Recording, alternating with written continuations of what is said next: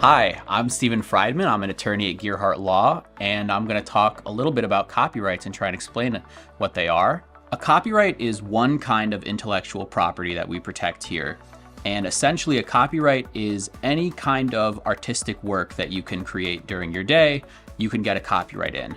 That can be, a drawing you make, it can be something you write down, it can be a dance you do, a song you write. Anything that is artistic and original can be a copyright, and you can get that protected. You get a copyright right away. As soon as you write something down, you get a copyright in it, in theory. As soon as it's fixed, what we call fixed in a tangible medium. So if you perform a song, if you write something down on paper, if you draw something, that's fixed, and you, in theory, have a copyright. But what you need to do then after that is register it with the federal government.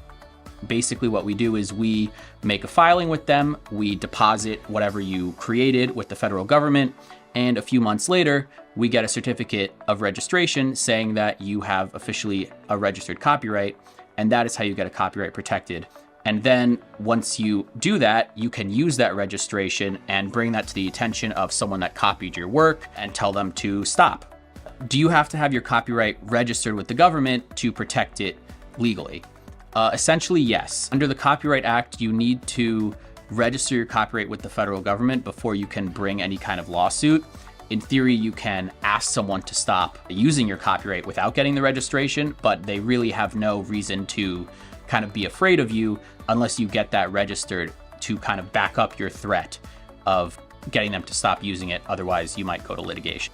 Copyrights last, generally, if an individual creates a copyright lasts as long as that individual lives, plus 70 years after that. There are different rules depending on when you wrote the copyright, or if the copyright is, registered to a business rather than an individual.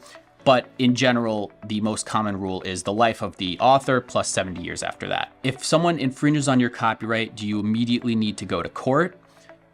Generally, no. I mean, going to court is always going to be a decision that you make, with your attorney. First step that most attorneys would take before proceeding with litigation is sending a cease and desist letter, which is a letter that we send to the infringer that says, hey, you're using our copyright, you're infringing on it, stop.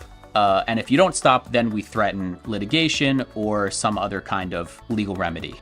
If you have any other questions about copyright or you want to get your copyright registered, you can reach out to us at gearhartlaw.com and get a free half-hour consultation.